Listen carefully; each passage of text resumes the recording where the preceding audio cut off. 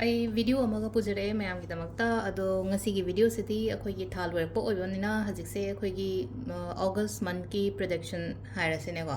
August month ki card reading haipata yengase August month ki kari energies lege haibadu yengminrase ko aduga hadi oracle deina hadi kari message lake haibadu me du yengminrase ipok numit ki matung ina yengase ko ipok numit ki matung ina yengase rashi gi su ai dum nongni sra hapa age ko ngasigi oina hairagadi ko akhoi gi ahamba gi ko ipok numit Numaijing the Yan Horseco, Numaijing Tokaba, Leopard 9 Torseco.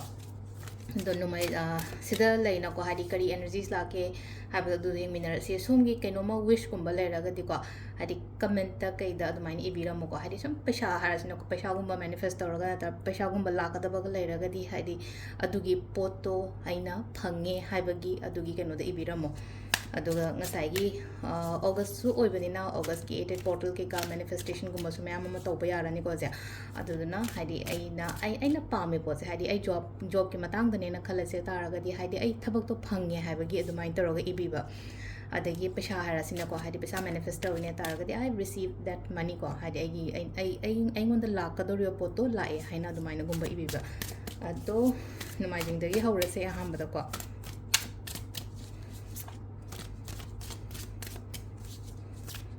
card say ani katang lok thoya ko ama ani akogi se laiba card ani se ko haidi energy se khatang unstable oina la ko haidi energy se unstable hoiraga di haidi kaino ma taw matam da haidi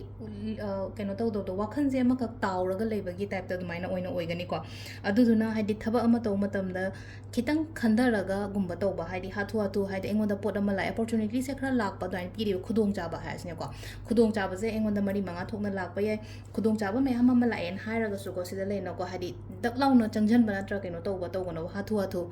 kaino taw no ba poche aina lotion bani khangde accept taw bani khangde adumaina gumba taw da ba se card che kitang neutral oi ko adu dan ni ko aina haise ko ado sida leina ko haidi multiple choices ana haira se multiple choices ana haidi haidi la ko dori matam sida aingonda khudong cha ba se mayam ma kari ma la pa ya do sida kamai taw ga da ge ha matam ai gi thamoina khoida ba pot haira ne ko e simadi yare haira ga di ko adu gi pot to tawbiyo adu ko ai gi intuition instinct ana haira ne ko aina khaliwa poto hadi yani ko haina kan mina haibada nataba just follow ai heart and I just follow what your heart says ne bada shena haraga di ko adu sida pibudi piri ko hadi multiple choices kumba kai gumba do mai toroga aduga kaino harasne ko pesa sagi matang da haragadi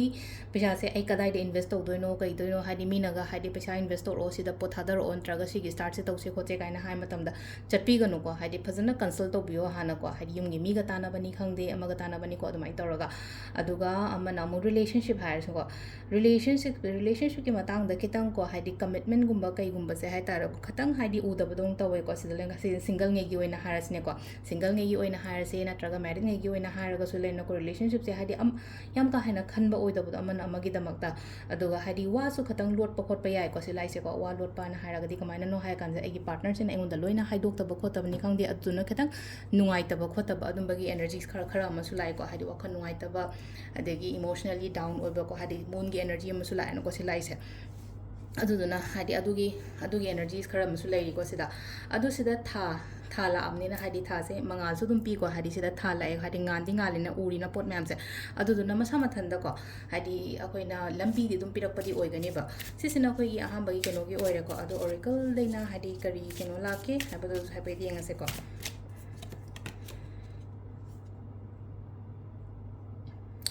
silai ko topaz lai ko hadi silai je ko khina sida topaz haina keno malai ko crystal oracle ni ko silai je ko aduduna silai na ko hadi ashau bo oiro nungai ta bo oiro ko hadi release ta holo hai tare ko sisina hai tare ashau bo nungai ta bang sai gi kitang energy se unstable oidrang sai wakhan nungai ta bani khangde amani khangde domai toraga adu shau bo khot paduna leina ko hadi stress yam ka hana loroga di hakjang da gaida narak ta na bagi damakta hadi kitang mingonda ngakpi gi bani khangde natraga hadi akhoi gi kaino hairasine ko sida ngakpiba natraga hadi nungaitaba khotaba leraga sauningba phana leraga so hadi thado o haiba sida ko hadi adugi sauningba natraga adugi nungaitaba duna aigi health to oina block to badumaina oina oi ko adu sisina akhoi kaino lere ko ahambagi numaijingi oina lere ko mathangi ningdo ka bagi mu yiminarase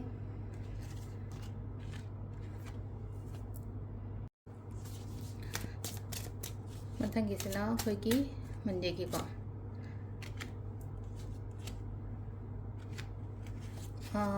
ꯃꯟꯗꯦꯒꯤꯁꯦ ꯑꯦꯅꯔꯖꯤꯁꯦ ꯌꯥꯝ ꯐꯅ ꯂꯥꯛꯑꯦꯀꯣ ꯁꯤ ꯂꯥꯛꯏꯁꯦꯀꯣ ꯍꯥꯏꯗꯤ ꯈ꯭ꯋꯥꯏ ꯑꯍꯥꯟꯕꯗ ꯑꯩꯈꯣꯏꯒꯤ ten of cups ꯂꯥꯛꯑꯦꯀꯣ ten of ꯀꯞꯁꯦ ꯐꯩ ꯌꯥꯝꯅ ꯍꯥꯏꯗꯤ ꯊꯕꯛ ꯏꯪꯈꯥꯡꯒꯤꯗ ꯑꯣꯏꯔꯣ ꯔꯤꯂꯦꯁꯟꯁꯤꯞꯀꯤꯗ ꯑꯣꯏꯔꯣ ꯑꯃꯒꯤꯗ ꯑꯣꯏꯔꯣꯀꯣ ꯍꯥꯏꯗꯤ ꯌꯥꯝꯅ ꯄꯣꯖꯤꯇꯤቭ ꯑꯣꯏꯕ ꯀꯥꯔꯠ ꯑꯃ ꯂꯥꯛꯑꯦꯀꯣ ꯍꯥꯏꯗꯤ ꯑꯍꯥꯟꯕꯩꯁꯨ ꯉꯥꯏꯔꯦ ꯑꯅꯤꯁꯨꯕꯒꯤꯁꯨ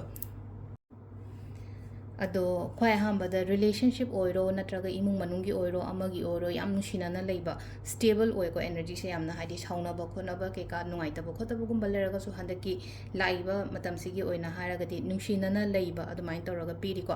ꯐꯤꯅꯥꯟꯁꯤꯌꯦꯂꯤ ꯀꯔꯤ ꯀꯔꯥ ꯁꯤꯒꯨꯝꯕ ꯃꯌꯥꯝꯁꯨ ꯁ꯭ꯇꯦꯕꯜ ꯑꯣꯏꯕ ꯑꯗꯨꯃꯥꯏꯅꯁꯨ ꯑꯣꯏꯀꯣ ꯁꯤ ꯂꯥꯛꯏꯁꯦꯀꯣ ꯑꯩꯅ ꯈꯜꯂꯤꯕ ꯄꯣꯠ ꯑꯩꯅ ꯄꯥꯝꯃꯤꯕ ꯄꯣꯠ ꯑꯗꯨꯝꯕ ꯃꯌꯥꯝꯗꯣ ꯐꯪꯕ ꯃꯦꯅꯤꯐꯦꯁꯇꯦꯁꯟ ꯀꯥꯏꯅ ꯍꯥꯏꯔꯁꯤꯅꯦꯀꯣ ꯍꯥꯏꯗꯤ ꯃꯦꯅꯤꯐꯦꯁꯇꯦꯁꯟ ꯇꯧꯈꯤꯕ ꯂꯩꯔꯒꯁꯨ ꯑꯗꯨꯒ ꯑꯩꯅ ꯇꯧꯒꯗꯕꯒ ꯂꯩꯔꯒꯁꯨ ꯑꯩꯈꯣꯏꯒꯤ ꯀꯩꯅꯣꯒꯤ ꯃꯟꯊꯁꯦꯀꯣ ꯍꯥꯏꯗꯤ ꯑꯣꯒꯁꯀꯤ ꯃꯟꯊꯁꯦ ꯍꯥꯏꯗꯤ ꯑꯩꯉꯣꯟꯗ ꯀꯥꯟꯅꯕ ꯑꯣꯏꯒꯅꯤꯀꯣ ꯁꯤ ꯂꯩꯁꯦ ꯍꯥꯏꯗꯤ ꯀꯥꯟꯅꯕ ꯑꯣꯏꯒꯅꯤ ꯍꯥꯏꯕꯒꯤ ꯌꯥꯗ꯭ꯔꯗꯤ ꯍꯥꯏꯗꯤ ꯃꯦꯅꯤꯐꯦꯁ ꯑꯩꯅ ꯑꯦꯅꯤ ꯀꯥꯏꯟ ꯑꯣꯐ ꯃꯦꯅꯤꯐꯦꯁꯇꯦꯁꯟ ꯇꯧꯕ ꯃꯇꯝꯗ ꯑꯩꯉꯣꯟꯗ ꯋꯤꯁ ꯐꯨꯜꯐꯤꯜꯃꯦꯟ ꯑꯗꯨꯃꯥꯏꯅꯒꯨꯝꯕ ꯂꯥꯛꯄ ꯍꯥꯏꯇꯥꯔꯦ ꯑꯗꯨꯒ ꯑꯃꯅ ꯑꯩꯒꯤ ꯅꯨꯡꯉꯥꯏꯇꯕ ꯅꯠꯇ꯭ꯔꯒ ꯍꯥꯏꯗꯤ ꯑꯩꯉꯣꯟꯗ ꯄ꯭ꯔꯣꯕ꯭ꯂꯦꯝꯁ ꯂꯩꯔꯤꯕ ꯈꯣꯠꯂꯤꯕ ꯃꯌꯥꯝꯁꯦ ꯍꯥꯏꯗꯤ ꯂꯩꯍꯧꯕꯅ ꯍꯥꯏꯔꯁꯤꯅꯦꯀꯣ ꯂꯩꯍꯧꯔꯦ ꯁꯤꯒꯤ ꯖꯒꯥꯁꯤꯗꯒꯤ ꯂꯩꯍꯧꯔꯦ ꯍꯧꯖꯤꯛ ꯑꯩꯅ ꯆꯠꯈꯠꯂꯛꯏꯕ ꯍꯥꯏꯇꯥꯔꯦꯀꯣ ꯃꯨꯚ ꯑꯣꯟ ꯇꯧꯔꯦꯀꯣ ꯍꯧꯖꯤꯛꯁꯦ ꯉꯁꯥꯏꯒꯤ ꯃꯤꯁꯦ ꯁꯨꯝ ꯂꯩꯔꯝꯕꯗꯒꯤ ꯍꯥꯏꯗꯤ ꯃꯨꯚ ꯑꯣꯟ ꯇꯧꯔꯛꯑꯀꯥꯟꯗ ꯉꯁꯥꯏꯒꯤ ꯅꯨꯡꯉꯥꯏꯇ꯭ꯔꯤꯕ ꯈꯣꯠꯇ꯭ꯔꯤꯕ ꯃꯌꯥꯝꯗꯣ ꯂꯣꯏ ꯃꯅꯤꯡꯗ ꯂꯩꯍꯧꯔꯦ ꯍꯧꯖꯤꯛ ꯑꯗꯨꯒ ꯑꯐꯕ ꯑꯃ ꯍꯥꯏꯇꯥꯔꯦ ꯂꯥꯛꯏꯀꯣ ꯇꯥꯟꯈꯠꯂꯛꯏꯀꯣ ꯍꯥꯏꯕꯒꯤ ꯑꯗꯨꯃꯥꯏꯅ ꯈꯟꯕꯤꯕ ꯌꯥꯏꯀꯣ ꯁꯤꯗ ꯇꯦꯟ ꯑꯣꯐ ꯀꯞꯁ ꯂꯥꯛꯑꯦ ꯁꯤꯛꯁ ꯑꯣꯐ ꯀꯣꯏꯟꯁ ꯂꯥꯛꯑꯦꯀꯣ ꯁꯤꯛꯁ ꯑꯣꯐ ꯀꯣꯏꯟꯁꯁꯨ ꯐꯩ ꯁꯤꯛꯁ ꯑꯣꯐ ꯀꯣꯏꯟꯁꯤꯁꯨ ꯂꯩꯅꯀꯣ ꯁꯤꯗ ꯂꯩꯅꯀꯣ ꯍꯥꯏꯗꯤ ꯆꯦꯔꯤꯇꯤꯒꯨꯝꯕ ꯇꯧꯕꯤꯌꯨꯀꯣ ꯍꯥꯏꯗꯤ ꯐꯒꯅꯤꯀꯣ ꯆꯦꯔꯤꯇꯤꯒꯨꯝꯕ ꯇꯧꯕ ꯈꯤꯇꯪ ꯑꯉꯝꯕ ꯍꯥꯏꯇꯥꯔꯦꯀꯣ ꯆꯦꯔꯤꯇꯤ ꯍꯥꯏꯔꯒ ꯃꯌꯥꯝ ꯍꯥꯏꯗꯤ ꯑꯩ ꯄꯩꯁꯥ ꯂꯩꯇꯅ ꯑꯩ ꯀꯃꯥꯏꯅ ꯆꯦꯔꯤꯇꯤ ꯇꯧꯗꯣꯏꯅꯣ ꯍꯥꯏꯕꯒꯤ ꯀꯣꯏꯁꯟꯁ ꯑꯃꯁꯨ ꯂꯨꯄꯥ ꯆꯥꯝꯃꯒꯤ ꯃꯤꯉꯣꯟꯗ ꯀꯩꯅꯣꯝꯃ ꯃꯇꯦꯡ ꯄꯤꯕꯗꯤ ꯉꯝꯃꯤꯗꯅ ꯑꯩꯈꯣꯏꯁꯦ ꯑꯗꯨꯗꯨꯅ 100 ꯔꯨꯄꯤꯁ ꯈꯛꯇꯪ ꯑꯣꯏꯇꯥꯔꯒꯁꯨ ꯍꯥꯏꯗꯤ ꯃꯤ ꯑꯃꯒꯤ ꯀꯩꯅꯣ ꯇꯧꯕ ꯂꯩꯇꯕ ꯂꯥꯏꯔꯕ ꯑꯃꯒꯤ ꯃꯇꯦꯡꯒꯨꯝꯕ ꯇꯧꯕꯤꯌꯣꯕ ꯑꯗꯨꯗꯨꯅ ꯍꯥꯏꯗꯤ ꯑꯩꯅ ꯑꯃ ꯇꯧꯈꯤꯕ ꯃꯇꯝꯗ ꯑꯩꯉꯣꯟꯗ ꯑꯗꯨꯗꯒꯤ ꯍꯦꯟꯕ ꯑꯣꯏꯅ ꯂꯥꯛꯀꯅꯤꯀꯣ ꯍꯥꯏꯕꯒꯤ ꯑꯗꯨꯒꯤ ꯊꯥꯖꯕ ꯊꯝꯕꯤꯌꯣꯀꯣ ꯁꯤꯗ ꯑꯗꯣ ꯁꯤꯗ ꯑꯃꯨꯛ ꯂꯩꯅꯀꯣ ꯍꯥꯏꯗꯤ ꯃꯇꯦꯡ ꯄꯥꯡꯕ ꯃꯇꯝꯗ ꯑꯩꯅ ꯑꯗꯨꯝ ꯍꯥꯟꯅꯁꯨ ꯑꯗꯨꯝ ꯍꯥꯏꯖꯩꯅꯀꯣ ꯃꯇꯦꯡ ꯄꯥꯡꯕ ꯃꯇꯝꯁꯤꯗ ꯀꯃꯥꯏꯅ ꯇꯧꯒꯗꯒꯦ ꯍꯥꯏꯗꯤ ꯇꯁꯦꯡꯅ ꯂꯩꯇꯕ ꯃꯤꯒꯤ ꯄꯥꯡꯉꯣꯕ ꯍꯥꯏꯗꯤ ꯑꯩ ꯃꯤ ꯃꯇꯦꯡ ꯌꯥꯝ ꯄꯥꯡꯕꯗ ꯋꯥꯔꯦ ꯈꯣꯠꯂꯦ ꯍꯥꯏꯕꯅꯆꯤꯡꯕꯀꯣ ꯍꯥꯏꯗꯤ ꯄꯔꯁꯅꯦꯜ ꯀꯟꯁꯜꯇꯦꯁꯟꯁ ꯂꯥꯛꯄ ꯃꯇꯝꯗ ꯑꯗꯨꯃꯥꯏꯅ ꯌꯥꯝ ꯍꯥꯏꯀꯣ ꯑꯇꯥꯔꯒꯗꯤ ꯏꯁꯥꯒꯤ ꯂꯤꯃꯤꯠ ꯏꯁꯥꯒꯤ ꯀꯩꯅꯣ ꯌꯦꯡꯉꯒ ꯑꯩꯁꯦ ꯀꯔꯥꯏ ꯐꯥꯎꯕ ꯑꯩ ꯏꯟꯀꯝ ꯊꯣꯛꯄ꯭ꯔꯥ ꯊꯣꯛꯇ꯭ꯔꯒꯗꯤ ꯀꯩꯗꯧꯕꯒꯤ ꯑꯩꯅ ꯃꯤ ꯍꯥꯏꯗꯤ ꯑꯩꯒꯤ ꯑꯩꯉꯣꯟꯗ ꯂꯩꯇꯕ ꯄꯣꯠꯇꯣ ꯑꯩꯅ ꯃꯊꯥꯡ ꯂꯧꯔꯣ ꯀꯩꯗꯧꯕꯒꯤ ꯃꯇꯦꯡ ꯇꯧꯔꯨꯗꯣꯏꯅꯣ ꯕꯦꯂꯦꯟꯁ ꯇꯧ ꯍꯥꯏꯕꯅꯦ ꯁꯤꯗ ꯄꯣꯠꯁꯤꯡꯁꯦ ꯍꯥꯏꯇꯥꯔꯦꯀꯣ ꯕꯦꯂꯦꯟꯁ ꯇꯧ ꯑꯩꯒꯤ ꯑꯔꯩꯕ ꯉꯁꯥꯏꯒꯤ ꯑꯩꯅ ꯂꯨꯄꯥ ꯆꯥꯝꯃ ꯃꯤꯉꯣꯟꯗ ꯃꯇꯦꯡ ꯄꯥꯡꯕꯗꯨꯗꯤ ꯑꯩ ꯃꯤꯉꯣꯟꯗꯒꯤ ꯄꯨꯔꯒꯁꯨ ꯂꯨꯄꯥ ꯆꯥꯝꯃꯗꯨꯗꯤ ꯃꯇꯦꯡ ꯄꯥꯡꯉꯣꯏꯗꯅꯀꯣ ꯑꯗꯨꯗꯨꯅ ꯑꯔꯩꯕ ꯉꯝꯒꯗꯕ ꯄꯣꯠ ꯁꯤꯡꯉꯛꯑꯣꯏꯗꯕ ꯍꯥꯏꯔꯁꯤꯅ ꯃꯤꯅ ꯑꯩꯉꯣꯟꯗ ꯔꯤꯇꯔꯟ ꯇꯧꯔꯛꯇꯁꯨ ꯌꯥꯕ ꯆꯦꯔꯤꯇꯤꯅ ꯍꯥꯏꯕꯅꯦꯕ ꯁꯤꯗ ꯍꯥꯏꯗꯤ ꯃꯤꯒꯤ ꯀꯩꯅꯣ ꯇꯧ ꯃꯇꯦꯡ ꯄꯥꯡꯕ ꯍꯥꯏꯔꯒ ꯉꯁꯥꯏꯒꯤ ꯑꯔꯩꯕ ꯃꯤꯗ ꯄꯨꯡꯄꯤꯗ ꯄꯤꯁꯟꯕꯗꯨꯗꯤ ꯑꯗꯨꯗꯤ ꯃꯇꯦꯡ ꯄꯥꯡꯕ ꯀꯧꯗꯦꯀꯣ ꯑꯗꯨꯗꯤ ꯄꯪꯕ ꯅꯠꯇ꯭ꯔꯒ ꯕꯦꯂꯦꯟꯁ ꯇꯧꯗꯕ ꯀꯧꯋꯦ ꯍꯥꯏꯗꯤ ꯋꯥꯔꯒꯗꯤ ꯀꯅꯥꯗ ꯋꯥꯏ ꯑꯩꯉꯣꯟꯗ ꯋꯥꯏꯅ ꯑꯗꯨꯗꯨꯅ ꯍꯥꯏꯗꯤ ꯁꯤꯒꯤ ꯄꯥꯔꯠꯁꯤꯃꯗꯤ ꯇꯧꯕ ꯌꯥꯗ꯭ꯔꯦꯀꯣ ꯍꯧꯖꯤꯛꯀꯤ ꯑꯣꯏꯅ ꯍꯥꯏꯔꯒꯗꯤ ꯑꯗꯣ ꯁꯤꯁꯤꯅ ꯑꯩꯈꯣꯏꯒꯤ ꯀꯩꯅꯣꯒꯤ ꯃꯟꯗꯦꯒꯤ ꯂꯩꯔꯦꯀꯣ ꯑꯗꯣ ꯑꯣꯔꯦꯀꯜꯗꯩꯅ ꯍꯥꯏꯗꯤ ꯀꯔꯤ ꯒꯥꯏꯗꯦꯟꯁ ꯂꯥꯛꯀꯦ ꯍꯥꯏꯕꯗꯣ ꯑꯗꯨꯗꯨꯃꯁꯨ ꯌꯦꯡꯃꯤꯟꯅꯔꯁꯦꯀꯣ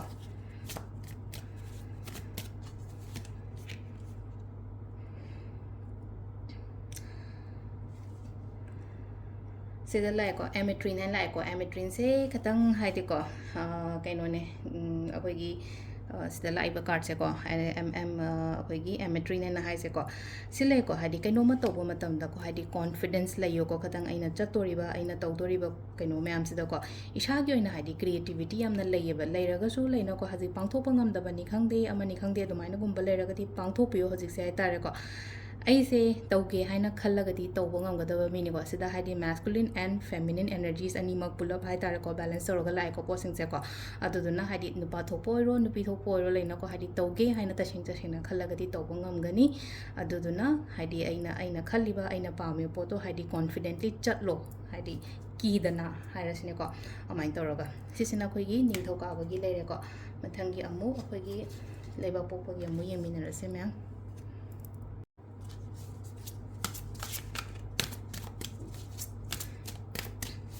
ꯃꯊꯪꯒꯤꯁꯤꯅ ꯂꯩꯕꯥꯛꯄꯣꯛꯄ ꯅꯨꯃꯤꯠꯀꯤ ꯀꯔꯤ ꯑꯦꯅꯔꯖꯤꯁ ꯂꯩꯒꯦ ꯍꯥꯏꯕꯗꯨ ꯌꯦꯡꯉꯁꯦꯀꯣ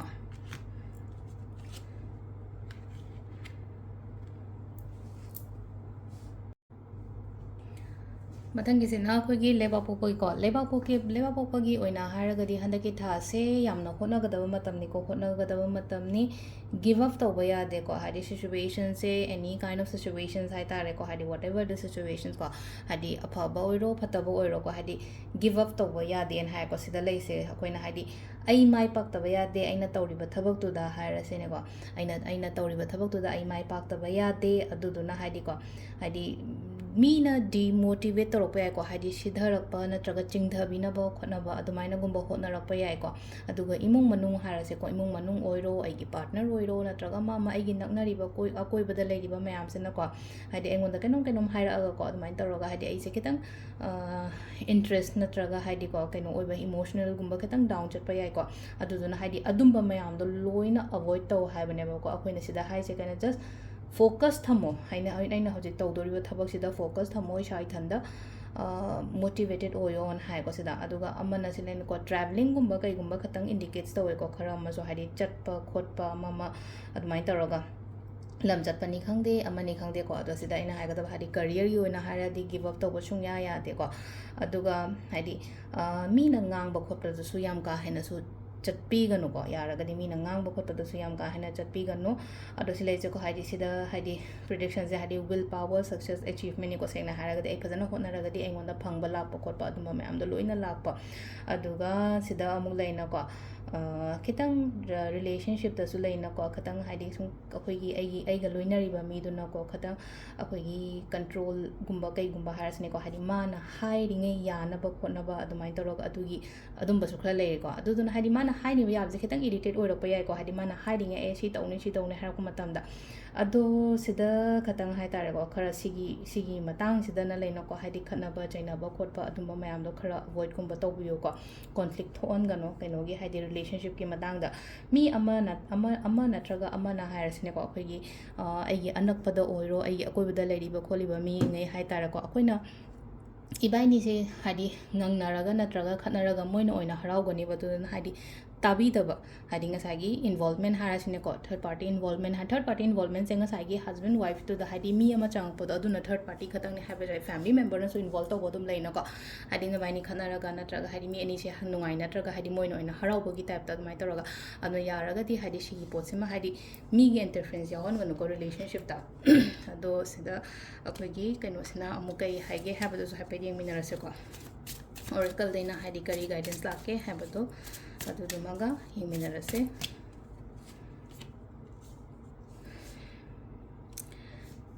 ꯁꯤ ꯂꯥꯛꯑꯦꯀꯣ ꯃꯨꯟꯁꯇꯣꯟ ꯂꯥꯛꯑꯦꯀꯣ ꯃꯨꯟꯁꯇꯣꯟꯁꯦ ꯁꯤꯗ ꯂꯥꯛꯏꯁꯦꯀꯣ ꯊꯥꯖꯧꯑꯣ ꯑꯩꯅ ꯈꯜꯂꯤꯕ ꯄꯣꯠꯇꯨꯗꯀꯣ ꯑꯩꯅ ꯈꯜꯂꯤꯕ ꯄꯣꯠꯇꯨꯗ ꯊꯥꯖꯧꯑꯣ ꯑꯩꯅ ꯀꯩꯅꯣꯝꯃ ꯈꯜꯂꯦ ꯍꯥꯏꯇꯥꯔꯦꯀꯣ ꯍꯥꯏꯗꯤ ꯏꯟꯇ꯭ꯌꯨꯁꯟ ꯏꯟꯁꯇꯤꯡ ꯁꯤꯒꯨꯝꯕ ꯃꯌꯥꯝꯁꯤꯗꯀꯣ ꯍꯥꯏꯗꯤ ꯐꯨꯜ ꯕꯤꯂꯤꯐ ꯇꯧ ꯍꯥꯏꯕꯅꯦꯕ ꯁꯤꯗ ꯍꯥꯏꯗꯤ ꯃꯤꯅ ꯉꯥꯡꯕ ꯈꯣꯠꯄ ꯅꯠꯇ꯭ꯔꯒ ꯍꯥꯏꯗꯤ ꯃꯤꯒꯤ ꯒꯥꯏꯗꯦꯟꯁꯇ ꯈꯇꯪ ꯆꯠꯂꯣ ꯈꯣꯠꯂꯣ ꯍꯥꯏꯅꯁꯨ ꯑꯗꯨꯃꯥꯏꯅꯁꯨ ꯂꯩꯇꯦꯀꯣ ꯍꯥꯏꯗꯤ ꯈꯤꯇꯪ ꯑꯣꯜꯋꯦꯁ ꯇ꯭ꯔꯁ ꯌꯣꯔ ꯏꯟꯇ꯭ꯌꯨꯁꯟꯁ ꯀꯣ ꯑꯗꯨꯒ ꯃꯤꯉꯣꯟꯗ ꯌꯥꯝ ꯀꯥ ꯍꯦꯟꯅ ꯑꯩꯒꯤ ꯅꯨꯡꯉꯥꯏꯇꯕ ꯈꯣꯠꯇꯕ ꯁꯤꯒꯨꯝꯕ ꯃꯌꯥꯝꯁꯤꯁꯨ ꯌꯥꯔꯤꯉꯩ ꯁꯦꯌꯔ ꯇꯧꯒꯅꯨꯀꯣ ꯑꯗꯨꯝ ꯁꯤꯀ꯭ꯔꯦꯠ ꯑꯣꯏꯅ ꯊꯝꯃꯣ ꯁꯤꯒꯤ ꯄꯣꯠꯀꯨꯝꯕꯁꯦ ꯈꯔꯀꯣ ꯑꯗꯣ ꯁꯤꯁꯤꯅ ꯑꯩꯈꯣꯏꯒꯤ ꯂꯩꯕꯥꯛꯄꯣꯛꯄ ꯅꯨꯃꯤꯠꯀꯤ ꯂꯩꯔꯦꯀꯣ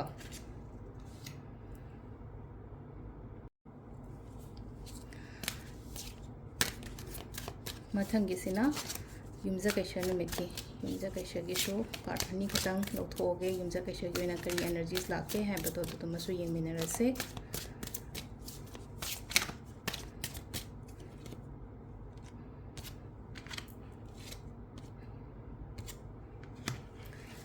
ꯑꯅꯤ ꯂꯥꯛꯑꯦ ꯄꯣꯠꯁꯦꯀꯣ ꯑꯐꯕꯁꯨ ꯂꯥꯛꯑꯦ ꯐꯠꯇꯕꯁꯨ ꯂꯥꯛꯑꯦ ꯌꯨꯝꯖꯀꯩꯁꯒꯤꯁꯦꯀꯣ ꯍꯥꯏꯗꯤ ꯗꯦꯚꯤꯜ ꯀꯥꯔꯠ ꯑꯃ ꯂꯥꯛꯑꯦꯀꯣ ꯗꯦꯚꯤꯜ ꯀꯥꯔꯠꯁꯦ ꯂꯥꯛꯄ ꯃꯇꯝꯁꯤꯗ ꯑꯀꯣꯏꯕꯒꯤ ꯑꯦꯅꯔꯖꯤꯁ ꯌꯥꯝꯅ ꯐꯠꯇꯕꯅꯤ ꯈꯪꯗꯦ ꯑꯃꯅꯤ ꯈꯪꯗꯦꯀꯣ ꯔꯤꯂꯦꯁꯟshipꯇꯒ ꯍꯥꯏꯔꯒꯁꯨ ꯅꯨꯡꯉꯥꯏꯇꯕ ꯈꯣꯠꯇꯕ ꯑꯗꯨꯃꯥꯏꯅꯒꯨꯝꯕ ꯈꯔꯁꯨ ꯑꯣꯏꯀꯣ ꯑꯗꯣ ꯉꯁꯥꯏꯒꯤ ꯑꯦꯖ ꯑꯣꯐ ꯀꯞꯁꯨ ꯂꯥꯛꯏꯕꯅꯤꯅ ꯍꯥꯏꯗꯤ ꯑꯅꯤ ꯊꯣꯛꯅ ꯂꯥꯛꯑꯦꯀꯣ ꯍꯥꯏꯗꯤ ꯄꯣꯠꯁꯦ ꯈꯤꯇꯪ ꯅꯦꯒꯦꯇꯤቭꯁꯨ ꯂꯥꯛꯑꯦ ꯈꯔ ꯄꯣꯖꯤꯇꯤቭ ꯍꯥꯏꯅ 50-50 ꯍꯥꯏꯗꯨꯅ ꯁꯦꯡꯅ ꯍꯥꯏꯔꯀꯥꯟꯗ ꯑꯗꯣ ꯉꯁꯥꯏꯒꯤ ꯗꯦꯚꯤꯜ ꯀꯥꯔꯠꯁꯦ ꯂꯥꯛꯄ ꯃꯇꯝꯗ ꯑꯀꯣꯏꯕꯒꯤ ꯑꯦꯅꯔꯖꯤꯁ ꯍꯥꯏꯔꯒꯗꯤ ꯑꯩꯈꯣꯏꯗ ꯌꯦꯡꯁꯤꯟꯕ ꯈꯣꯠꯆꯟꯕ ꯌꯥꯝꯅ ꯀꯟꯕꯅ ꯍꯥꯏꯔꯁꯤꯅꯦꯀꯣ ꯃꯤ ꯃꯌꯥꯝꯁꯤꯅ ꯑꯩꯅ ꯊꯕꯛ ꯑꯃ ꯇꯧꯕ ꯃꯇꯝꯗ ꯌꯦꯡꯁꯤꯟꯗꯣꯏꯉꯥꯏ ꯂꯩꯕ ꯉꯥꯡꯅꯗꯣꯏꯉꯥꯏ ꯂꯩꯕ ꯍꯥꯏꯗꯤ ꯏꯚꯟ ꯍꯥꯏꯇꯥꯔꯦꯀꯣ ꯍꯥꯏꯗꯤ ꯑꯩꯈꯣꯏꯗ ꯐꯠꯇꯕ ꯃꯤꯠꯌꯦꯡ ꯍꯥꯏꯔꯁꯤꯅꯦꯀꯣ ꯍꯥꯏꯗꯤ ꯏꯚꯤꯜ ꯑꯥꯏꯒꯨꯝꯕ ꯀꯩꯒꯨꯝꯕ ꯑꯗꯨꯝꯕꯁꯨ ꯑꯗꯨꯝ ꯆꯪꯕ ꯑꯣꯏꯕꯗꯣ ꯍꯥꯏꯗꯤ ꯃꯤꯁꯧ ꯆꯪꯕ ꯃꯤꯅꯨ ꯆꯪꯕ ꯀꯥꯏꯅ ꯑꯩꯈꯣꯏꯅ ꯍꯥꯏꯅꯩꯅꯀꯣ ꯑꯗꯨꯃꯥꯏꯅ ꯇꯧꯔꯒ ꯑꯗꯨꯗꯨꯅ ꯌꯥꯔꯤꯉꯩ ꯉꯥꯛꯊꯣꯛꯅꯕ ꯍꯥꯏꯔꯁꯤꯅꯦꯀꯣ ꯁꯤꯗꯀꯣ ꯑꯗꯨꯃꯥꯏꯅ ꯑꯗꯨꯒꯨꯝꯕ ꯑꯦꯅꯔꯖꯤꯁ ꯑꯃ ꯀꯩ ꯑꯃ ꯂꯥꯛꯄꯅꯤꯅ ꯍꯥꯏꯗꯤ ꯑꯩꯈꯣꯏꯅ ꯀ꯭ꯔꯤꯁꯇꯜꯗꯅꯤ ꯈꯪꯗꯦ ꯅꯠꯇ꯭ꯔꯒ Saturday rituals tꯧꯕꯅꯤ ꯈꯪꯗꯦ ꯑꯇꯣꯞ ꯑꯇꯣꯞꯄ ꯃꯌꯥꯝ ꯑꯃ ꯑꯩꯅ ꯁꯨꯝ ꯍꯥꯞꯈꯤꯕ ꯌꯥꯎꯋꯤꯅꯀꯣ ꯃꯃꯥꯡꯗ ꯑꯗꯨꯒꯨꯝꯕꯗꯣ ꯈꯇꯪ ꯐꯣꯂꯣ ꯇꯧꯕꯤꯌꯣꯀꯣ ꯍꯥꯏꯗꯤ ꯔꯦꯃꯤꯗꯤꯁꯀꯤ ꯀꯩꯅꯣꯒꯤ ꯔꯦꯃꯤꯗꯤꯁꯀꯤ ꯃꯑꯣꯡꯗ ꯑꯗꯨꯃꯥꯏꯅ ꯇꯧꯔꯒ ꯑꯗꯨꯅ ꯉꯁꯥꯏꯒꯤ ꯗꯦꯚꯤꯜ ꯂꯥꯛꯄꯅꯤꯅꯀꯣ ꯔꯤꯂꯦꯁꯟꯁꯤꯞ ꯑꯅꯧꯕꯒꯨꯝꯕꯗꯒ ꯆꯪꯕ ꯈꯣꯠꯄ ꯂꯩꯔꯒꯗꯤ ꯈꯤꯇꯪ ꯀꯃꯤꯠꯃꯦꯟꯒꯨꯝꯕ ꯀꯩꯒꯨꯝꯕ ꯌꯥꯝ ꯀꯥ ꯍꯦꯟꯅ ꯄꯤꯔꯨꯒꯅꯨꯀꯣ ꯌꯦꯡꯉꯣ ꯃꯤꯗꯣ ꯐꯖꯅ ꯍꯥꯏꯗꯤ ꯀꯃꯥꯏꯅ ꯇꯧꯒꯦ ꯍꯥꯏꯕꯗꯣ ꯈꯇꯪ ꯃꯥꯒꯤ ꯃꯒꯨꯟ ꯑꯣꯏꯔꯣ ꯑꯃ ꯑꯣꯏꯔꯣ ꯍꯥꯏꯐꯦꯠꯇꯪ ꯈꯔ ꯌꯦꯡꯊꯣꯛꯀꯣ ꯑꯗꯨꯒꯤ ꯃꯇꯨꯡꯗ ꯍꯥꯏꯇꯥꯔꯦ ꯀꯃꯤꯠꯃꯦꯟ ꯍꯥꯏꯗꯤ ꯂꯦꯞꯄꯨꯒꯤꯅꯣꯕ ꯃꯤꯗꯨꯒꯤꯗꯃꯛꯇ ꯈꯔ ꯈꯟꯈꯣꯕꯀꯣ ꯑꯗꯨꯒ ꯑꯇꯣꯞꯄꯒꯨꯝꯕꯁꯨ ꯂꯥꯛꯄꯁꯨ ꯌꯥꯏꯀꯣ ꯍꯧꯖꯤꯛ ꯑꯩꯅ ꯂꯣꯏꯅꯔꯤꯕ ꯃꯤꯁꯦ ꯅꯨꯡꯉꯥꯏꯇꯦ ꯈꯣꯠꯇꯦꯅ ꯈꯜꯂꯁꯦ ꯇꯥꯔꯒꯗꯤ ꯑꯇꯣꯞꯄꯒꯨꯝꯕ ꯉꯁꯥꯏꯒꯤ ꯑꯦꯖꯣꯞ ꯀꯞꯁꯤꯗ ꯑꯩꯉꯣꯟꯗ ꯀꯩꯅꯣꯝꯃ ꯐꯪꯕ ꯅꯨꯄꯤꯁꯤꯅ ꯍꯥꯏꯗꯤ ꯑꯣꯛꯄꯒꯤ ꯇꯥꯏꯞꯇ ꯑꯃ ꯇꯧꯔꯤꯁꯦ ꯑꯗꯨꯗꯨꯅ ꯁꯤꯗ ꯂꯩꯅꯀꯣ ꯍꯥꯏꯗꯤ ꯁꯤꯗ ꯊꯕꯛ ꯏꯪꯈꯥꯡꯗ ꯈꯔ ꯀꯩꯅꯣ ꯇꯧꯗ꯭ꯔꯒꯁꯨ ꯈꯔ ꯅꯨꯡꯉꯥꯏꯇ꯭ꯔꯒꯁꯨ ꯑꯇꯣꯞꯄ ꯃꯥꯏꯀꯩ ꯑꯃꯗ ꯑꯩꯉꯣꯟꯗ ꯑꯐꯕꯁꯨ ꯂꯥꯛꯀꯅꯤꯕ ꯑꯗꯨꯝ ꯍꯥꯏꯗꯤ ꯁꯣꯝꯗ ꯌꯥꯗ꯭ꯔꯦꯅ ꯈꯜꯂꯁꯦ ꯑꯁꯣꯝꯒꯤ ꯁꯥꯏꯠꯇꯒꯤ ꯑꯩꯉꯣꯟꯗ ꯑꯐꯕꯒꯨꯝꯕ ꯈꯨꯗꯣꯡꯆꯥꯕꯒꯨꯝꯕ ꯑꯗꯨꯃꯥꯏꯅ ꯇꯧꯔꯒ ꯂꯥꯛꯄ ꯈꯣꯠꯄ ꯑꯗꯨꯝ ꯂꯩꯅꯀꯣ ꯑꯗꯨꯗꯨꯅ ꯍꯥꯏꯗꯤ ꯁꯤꯗ ꯂꯩꯅꯀꯣ ꯍꯥꯏꯗꯤ ꯕꯤꯂꯤꯐ ꯇꯧꯋꯣ ꯍꯥꯏꯗꯤ ꯏꯁꯣꯔꯗ ꯀꯩꯗ ꯊꯥꯖꯕꯤꯌꯣ ꯑꯩꯒꯤꯗꯃꯛꯇ ꯑꯐꯕ ꯑꯃ ꯁꯣꯏꯗꯅ ꯂꯥꯛꯍꯟꯕꯤꯀꯣ ꯍꯥꯏꯗꯤ ꯂꯥꯛꯁꯨ ꯂꯥꯛꯏꯅ ꯁꯤꯗ ꯐꯅ ꯌꯦꯡꯁꯤꯜꯂꯒꯁꯨ ꯁꯣꯝꯗ ꯈꯔꯁꯨ ꯂꯥꯛꯏꯗꯅꯀꯣ ꯑꯐꯕꯁꯨ ꯂꯥꯛꯄꯅꯤꯅ ꯑꯗꯨꯗꯨꯅ ꯑꯩꯉꯣꯟꯗ ꯑꯐꯕ ꯂꯥꯛꯀꯅꯤ ꯍꯥꯏꯕꯒꯤ ꯑꯗꯨꯒꯤ ꯕꯤꯂꯤꯐ ꯑꯗꯨꯒꯤ ꯊꯥꯖꯕ ꯊꯝꯕꯤꯌꯨꯀꯣ ꯑꯗꯣ ꯁꯤꯁꯤꯅ ꯑꯩꯈꯣꯏ ꯀꯩꯅꯣ ꯂꯩꯔꯦ ꯑꯗꯨꯒ ꯑꯩꯈꯣꯏꯒꯤ ꯑꯣꯔꯦꯀꯜ ꯀꯥꯔꯠꯇꯩꯅ ꯀꯔꯤ ꯂꯥꯛꯀꯦ ꯍꯥꯏꯕꯗꯣ ꯑꯗꯨ ꯑꯃꯨꯛ ꯍꯥꯏꯔꯁꯦꯀꯣ ꯑꯩꯈꯣꯏꯒꯤ ꯑꯣꯔꯦꯀꯜ ꯀꯥꯔꯠ ꯉꯁꯥꯏꯒꯤ ꯑꯩꯅ ꯑꯃꯃꯝ ꯂꯧꯊꯣꯛꯏꯁꯦꯀꯣ ꯃꯌꯥꯝꯒꯤꯗꯃꯛꯇ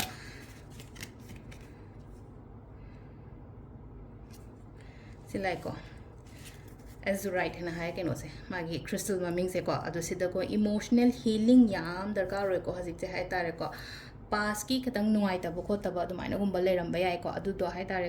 ꯍꯥꯏꯗꯤ ꯄꯥꯁꯀꯤ ꯅꯨꯡꯉꯥꯏꯇꯕꯅꯤ ꯈꯪꯗꯦ ꯍꯧꯖꯤꯛ ꯍꯧꯖꯤꯛꯁꯨ ꯈꯤꯇꯪ ꯅꯨꯡꯉꯥꯏꯇꯕ ꯈꯣꯠꯇꯕ ꯑꯗꯨꯝꯕꯁꯨ ꯑꯗꯨꯝ ꯈꯔ ꯂꯩꯅꯤꯀꯣ ꯑꯗꯨꯗꯨꯅ ꯍꯥꯏꯗꯤ ꯈꯤꯇꯪ ꯏꯁꯥꯁꯦ ꯍꯤꯂꯤꯡ ꯇꯧꯍꯟꯕ ꯍꯥꯏꯇꯥꯔꯦ ꯍꯤꯂꯤꯡ ꯇꯧꯍꯟꯕ ꯍꯥꯏꯔꯒꯗꯤ ꯉꯁꯥꯏꯒꯤ ꯎꯟꯁꯥꯁꯦ ꯇꯠꯄ ꯃꯇꯝꯗ ꯍꯥꯏꯗꯤ ꯉꯁꯥꯏꯒꯤ ꯇꯥꯏꯁꯟꯅꯔꯛꯄ ꯃꯇꯝꯗ ꯃꯇꯝ ꯈꯤꯇꯪ ꯆꯪꯉꯒ ꯃꯁꯥ ꯃꯊꯟꯇ ꯑꯣꯏꯁꯟꯈꯤꯗꯅꯀꯣ ꯁꯦꯝ ꯑꯩꯈꯣꯏꯒꯤ ꯃꯥꯏꯟꯗꯁꯨ ꯑꯩꯈꯣꯏꯒꯤ ꯀꯩꯅꯣꯗꯁꯨ ꯋꯥꯈꯟꯗꯁꯨ ꯀꯣꯛꯇꯁꯨ ꯃꯌꯥꯝ ꯍꯤꯂꯤꯡꯁꯦ ꯌꯥꯝ ꯗꯔꯀꯥꯔ ꯑꯣꯏꯕ ꯍꯥꯏꯗꯤ ꯅꯨꯡꯉꯥꯏꯇꯕ ꯑꯃ ꯁꯨꯝ ꯂꯩꯈꯤ ꯃꯇꯝꯗ ꯑꯗꯨꯝ ꯆꯨꯔꯒ ꯂꯩ ꯃꯇꯝꯗ ꯄꯣꯠꯇꯣ ꯑꯣꯏꯁꯟꯕ ꯁꯨꯡꯉꯝ ꯉꯝꯗꯕꯤꯗ ꯍꯥꯏꯗꯤ ꯅꯣꯡꯃ ꯅꯣꯡꯃꯒꯤ ꯍꯦꯟꯅ ꯁꯟꯗꯣꯔꯛꯄꯒꯤ ꯇꯥꯏꯞꯇ ꯇꯧꯗꯣꯏ ꯁꯔꯨꯛꯄꯨꯗꯤ ꯏꯁꯥ ꯏꯊꯟꯗ ꯍꯤꯂꯤꯡ ꯇꯧꯍꯟꯕ ꯍꯥꯏꯗꯤ ꯅꯨꯡꯉꯥꯏꯇ꯭ꯔꯦ ꯂꯦꯠ ꯒꯣ ꯍꯥꯏꯗꯤ ꯆꯠꯍꯟꯈ꯭ꯔꯣ ꯅꯨꯡꯉꯥꯏꯇ꯭ꯔꯤꯕ ꯋꯥꯈꯟ ꯑꯣꯏꯔꯣ ꯑꯃ ꯑꯣꯏꯔꯣ ꯁꯤꯒꯨꯝꯕ ꯃꯌꯥꯝꯁꯦꯀꯣ ꯂꯣꯏꯅ ꯆꯠꯍꯟꯈꯣꯕ ꯏꯁꯥꯒꯤ ꯁꯥꯏꯠꯇꯒꯤꯀꯣ ꯑꯗꯨꯗꯨꯃ ꯂꯩꯔꯦꯀꯣ ꯁꯤꯗ ꯑꯗꯨꯒ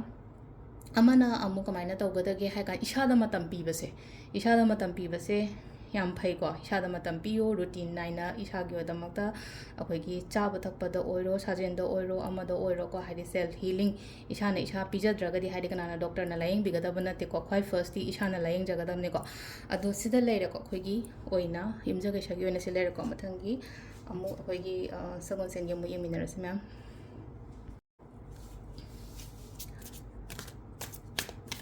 ꯃꯊꯪꯒꯤꯁꯤꯅ ꯑꯩꯈꯣꯏꯒꯤ ꯁꯒꯣꯜꯁꯦꯟꯒꯤ ꯑꯃꯨꯛ ꯌꯦꯡꯃꯤꯟꯅꯔꯁꯦꯀꯣ ꯁꯒꯣꯜꯁꯦꯟꯒꯤ एनर्जीज कई लेगे हंदक की अगस्त की मंथ की को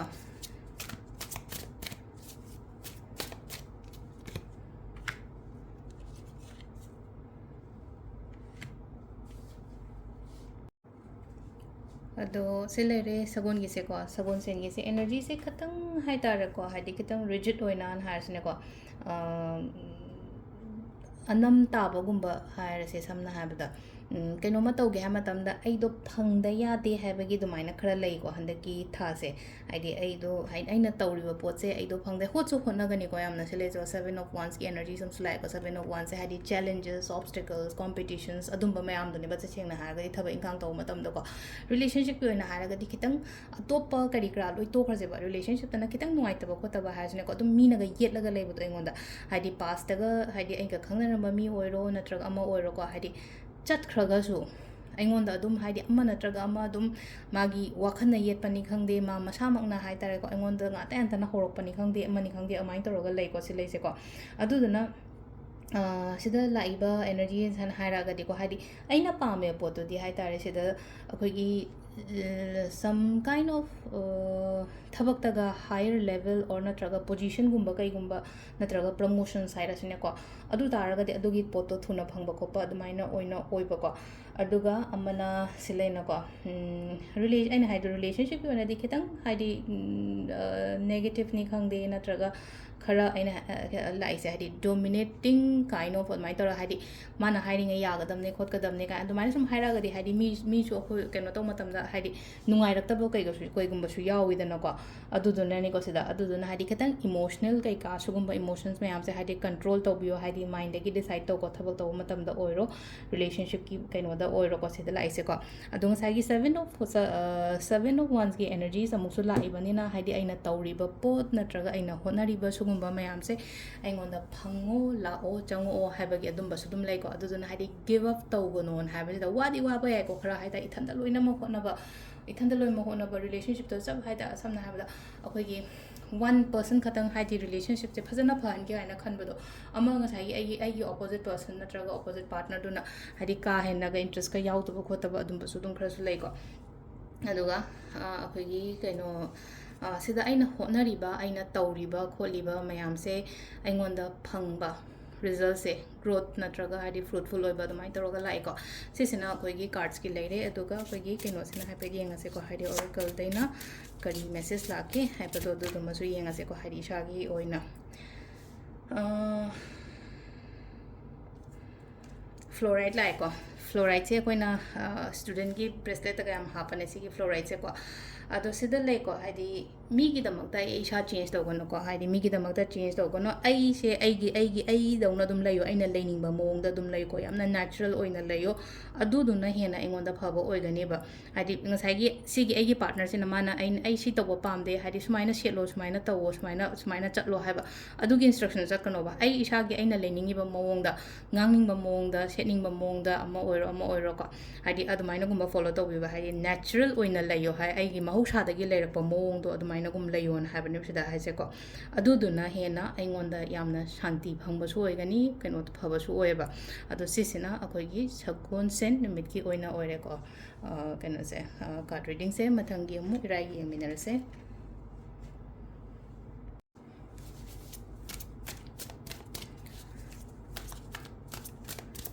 mathangi sina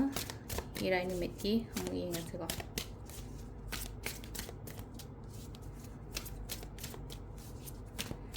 Reiki energies.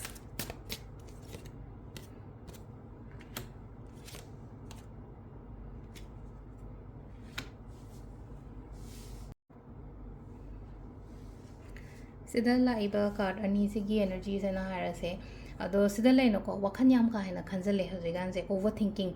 hadi hena khanbado kitang khalla yabadu da hena khanjan ba khochan ba do maina gumba oina oi ko thabak tawba matam da yam phajana hadi chakchang na natraga discipline leina thabak tawragadi keno tawgani ko hadi mai pakpa oigani wakhan shanti da layo handaki thase ko hadi wakhan shanti da yamna kam oina haidare ko wakhan se adumai tawraga leibiyo paisa nungsagi matang da hairase paisa se phajana properly plan to ko hadi kadai da kamaina season doino khotoino kaina adumaina adumbagi mawong da ko aduga relationship nuaite ko ten hairaga so hajiki na hadi give up kumbadi tawrugino ko relationship matam khatang piyo leiriba potse hadi masa mathanda heal tawrokpra yenga se basida relationship se ko hadi healing gumba kai gumba dumai lai ko nuai na te ko ten haraga su bani aduda khara phaba ko padagi amanamu stars ki energies line ko stars se phai ko yamna positive oiba card su oi ko khoi ge keno sum yeng pa matam da adu hadi positivity lay hope lay sida ko hadi hope lay faith lay aduduna hadi thajaba harase bishwas harase si se manghan gano ba hojiki oina sigi mayam se hadi shai thanda yamna nuaina leigadaba matamne nuaina su layon ha go sida aduga positive oyon hadi positivity laksu lakani do positive oyo hai sida aduga sida keno khatangi wasuna to ba aigi oina divine time hairasine ko divine time ena hairagadi akoina hadi source na aigi damakta lepiba natraga aigi damakta guide tawbiba aigi favor da leiba aigi michang da leiba adumaina gumba to piriba sida aduduna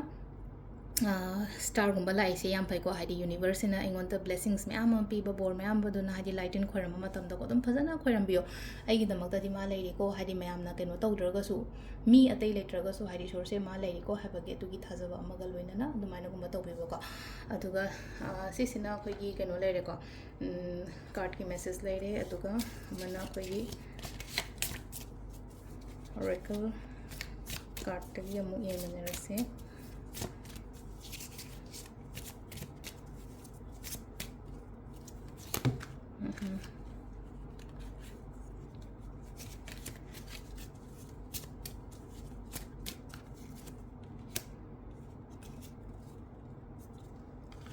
oracle the moonstone like moonstone se hai sida like se koina always trust your intuitions ne ko aina khali ba pot aina ningi ba pot to adu do phaiye ko le ko adumaina gumba khan biyo khitang emotionally down chat pa khot pa leiba oiraga su ko sai kan sida yam ka haina haidi mingonda kari kra li thokano aingonda ai gi damakta nuaite khote harasine ko khara su khatang secretive oiba ko khara su phai ko mingonda loina mak haiba haidok taba ngasai yi poto phara akanda haidi mi duna di haidi khan gi doine ba ma ain akhoi je nungai tringai da haidi wari shi loina share tok thoktra mingonda aduga phara akanda di e mi duna di ngasai ma du sumaina tawgi bane sumaina thokki bane haiba do kaisu keno tawra aroiba aduna yaringe khitang secretive oyo ko relationship ki kai gi matang do oiro imung manungi oiro imung manungi apha phatta wari kai ka mayam se haidi mingonda third person harasne ko imung manungi mi nataba gumba da yam ka hena pangli da li ganu ko sisina akoi gi kaino gi leire ko irai gi leire ko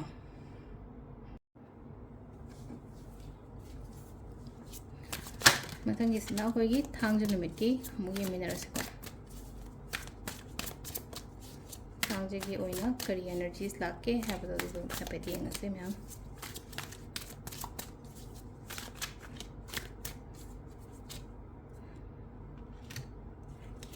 Queen of Cups mula aduga High Priestess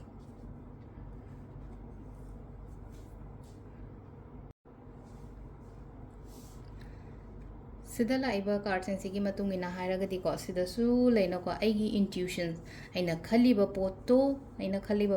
kaino tawbiyo haidi thabak oina pangthoke kaina khalagadi pangthokbiyo sigi potsema ko aduga khara masu da hai ko haidi kitang spiritual oiba masu mathau tai ko handaki akogi laiba thase spiritual oiba haidi shorgumba kaigumba ningba harase ningba haragadi koina akogi purnima gumba oiro thashi gumba oiro shugumba matam sida ko haidi phajane shorgumba ningbiyo manifestation gumba tawbiyo ritual macha sum aina purnima da thashi da tawba yaba ko padumba mayam do tawbiyo ko adu manifestation to matam da aingoda kana basudum phangani ko sida laise ko thabaki oina haragadi ko sida aingonda creative thoughts ideas kari gra mayam ama lairiba handaki thase aina tawge pangthoke kaina khanba adugi aina khalliba mayam do yaragadi pangthokpiyo khandang khalaga leigano ko haidi ai tawge haina khalagadi tawba ngamgani pangthokpa ngamgani basida ko aduduna aingonda hajik ai kokta kari plan lege handaki la kadori matam je business ideas oiro lairiki da oiro amagi da oiro ko hari aina ningiba aina khaliba poto hari phangba lakpa oina oibado ai adu taragu sida sung hai ko hari secretive su oyon hari basida thajabudi aina khaliba poto thajawdi haire do khatang secretive oyon haragadi aina tawdoriba potse haigano mingonda hana adum khara zum hai haigan basu yawina ko hadi aina dum mamang dum reading personal reading tawbodo ro ama tawbodo oiro haidok kanon haibase haidok kanu haije ngai ai gi thabak se oigadoriba thabak oiramaga su potse engonda yadabani khangde natraga ngasai gi aina haidokbado na aingonda katang shoirakpa khopa damai lakani ba aduna yaringe songai haigano pekha thadore ko tumina chupchap ta thawba thabak thajan dore haidi silently taw business haudoine wa kem ngangno tawon to godum taw ai gi honabam thokpa dum hondo mingonda hana ya lawgono ko segi potsima aduga amana amok sida leino ko hadi wa yam ka hana ngangda ba hadi ya lawdu ngasai haidok tragadi wa su wa ngangba ko podu dum basu kya su keno tawdrena ko aduduna sida leiri se hadi shorningo wa yam ka hana ngangano mingonda loina mak share tok thokono ai gi oiba aduga aina khaliba potto taw pangtho oina khaliba potto ai phangani ko yagani ko ngamgani ko haibagi adugi confident amaga loina na ko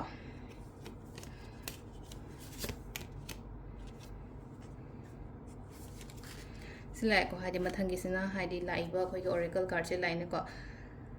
ready to love again aina lai ko se lai ko ado sida ready to love again hadi past relationship oro past ki thabain khang da oro na hanga yarudre kholudre na khalase ba ata ga hajik taw dori sida ko hadi yam thajana relationship amada changi ena jo khala se bai se relationship amada chang pa matam se da ko hari pura mind se phasana clear oira chango handak ti kashu tawroi ko haibagi adugi confident amaga loina na ko ado sida leina ko hari kitang open up su oyo ko hari ai se nungai ta relationship amada thola ga amada mu changjan matam da open up oidaba ngamba keno to hadi khan ngasai gi soigadrane natraga yaroidrane amuka hadi aigi aingonda phatana thoodi kholadi kana adumaina yam ka hana khanjan bigano hai ko sida khetang hai tare khetang thong khetang hangdokpiyo heart ki hadi mi amala pagi natraga hadi thaba ama taw matamda handakti phajana tawrage ko haibagi adugi wakhana maga loina nako ado sida lere khogi handak ki thagi august month ki card reading se ma'am thank you